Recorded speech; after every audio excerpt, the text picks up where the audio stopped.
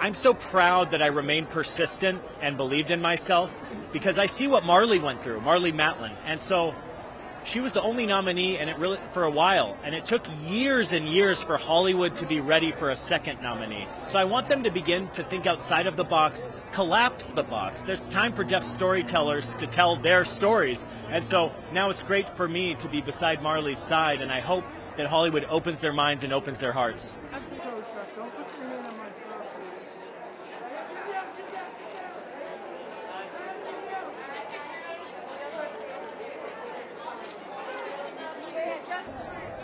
Definitely, like I said, the impact on Hollywood, I hope, gives them open hearts and open minds to just push the boundaries and the barriers. There's so many stories to tell.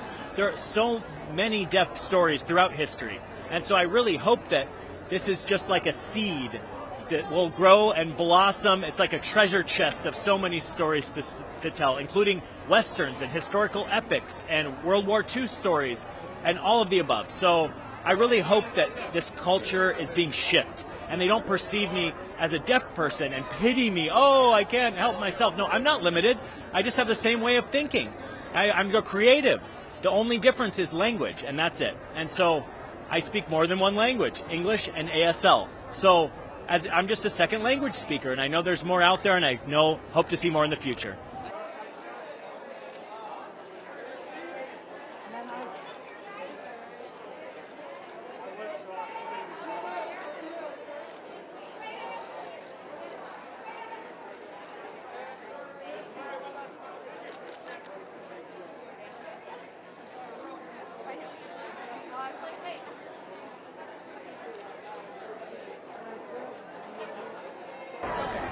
I hope that this film would have people realize that, oh, okay, you have a film here that's commercially successful with 3 deaf actors carrying the film. That really is something that's possible. And this is just one of a million stories that could involve deaf actors to tell and share. So representation, inclusion, accessibility, and diversity are so important. We are part of the diversity discussion.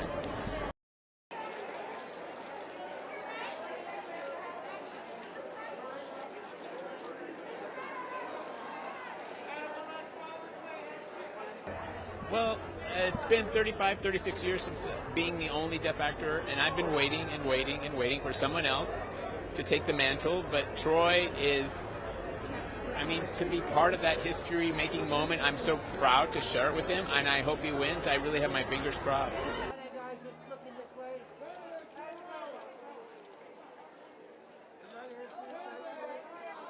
It's kind of an embarrassment of riches. The first point is Jane Campion wants to work with you. That's a reward. Then you see the material and the detail and textures of complexity for the character. You realize you're going to work with one of the world's greatest on that material. Another double reward. And then for the film to resonate and connect with its audiences in the way, just the process alone of doing this was reward enough. But to know that there's an audience out there for it that's responded in this way is amazing. It's amazing.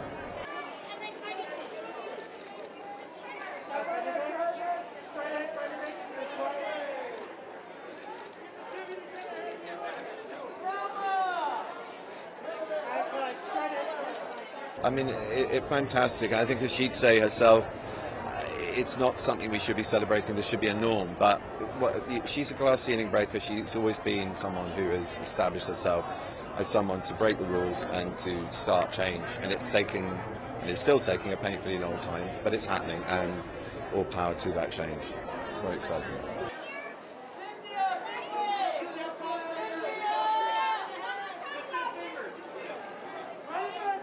Beyond proud, getting to see them work and bring this story to life. It's been incredible, and while they did that, I also myself learned some things from them. So I'm beyond proud. Number one lesson you learned?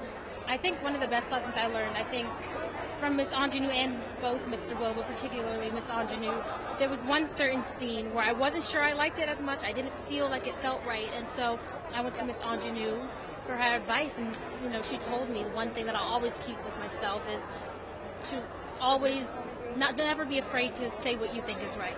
You should always speak up, especially if things don't feel right for you. This is your career. this is also somebody else's life, and you know your character the most. So if you feel like this isn't how she would be naturally, then you should say something about it. So I've definitely taken that with me since then. Not even just in my career, but just in life in general.